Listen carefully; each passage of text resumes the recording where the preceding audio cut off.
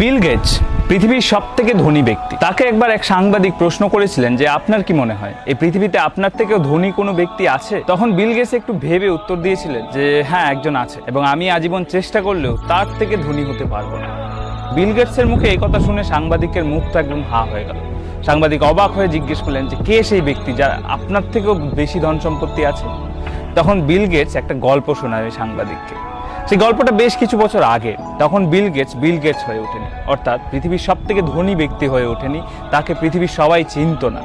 তখন সে একজন সাধারণ বিজনেসম্যান, এবং সে কোথাও একটা ট্রাভেল করতে গিয়ে নিউ ইয়র্ক এয়ারপোর্টের সামনে এক খবরের কাগজ বিক্রেতাকে দেখেন, এবং খবরের কাগজ বিক্রেতাকে দেখে তিনি এগিয়ে যান একটা খবরের কাগজ কিনবেন বলে। গিয়ে একটা খবরের কাগজ হাতে নেন।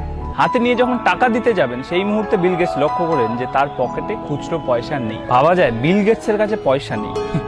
যাই হোক, তো খুচরো পয়সা নেই দেখে উনি খবরের কাগজটা ফিরিয়ে দিতে যান খবরের কাগজওয়ালাকে। কিন্তু খবরের কাগজওয়ালা তখন বলেন যে এটা আমার লাগবে না, তুমি নিয়ে যাও।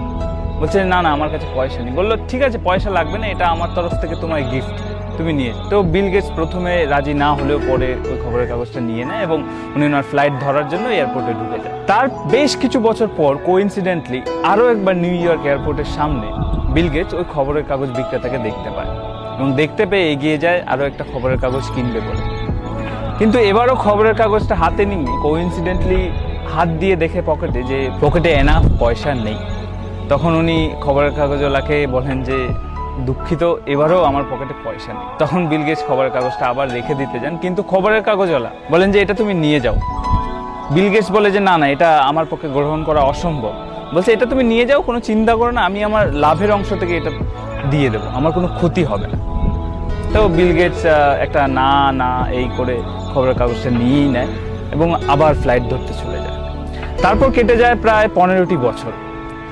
এখন 15 বছর পর বিল গেটস এই পৃথিবীর সব থেকে ধনী ব্যক্তি। পৃথিবীর সবাই তাকে চেনে, তার নাম জানে। এবং সেই সময় তার হঠাৎ করে মনে পড়ে ওই খবরের কাগজওয়ালার কথা, এবং মনে পড়ার সাথে সাথে উনি খোঁজ শুরু করেন ওই খবরের কাগজ বিক্রেতার।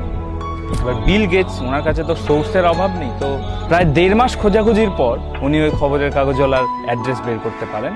এবং অ্যাড্রেস বের করার পর বিল গেটস নিজে ওই খবরের কাগজওয়ালার বাড়িতে যান। বাড়িতে গিয়ে ওই খবরের কাগজওয়ালার সাথে দেখা করেন। খবরের কাগজওয়ালার এখন অনেকটা বয়স হয়েছে, তো উনি জিজ্ঞেস করেন ওই বৃদ্ধকে যে আপনি আমাকে চেনেন? তো বৃদ্ধ খবরের কাগজওয়ালা উত্তর দেয় যে হ্যাঁ চিনি, আপনি বিল গেটস? তখন বিল গেটস বলেন যে আপনার কি মনে আছে আপনি আমাকে একবার সাহায্য করেছিলেন, এয়ারপোর্টে একটা খবরের কাগজ দিয়েছিলেন এবং কোনো পয়সা নেই?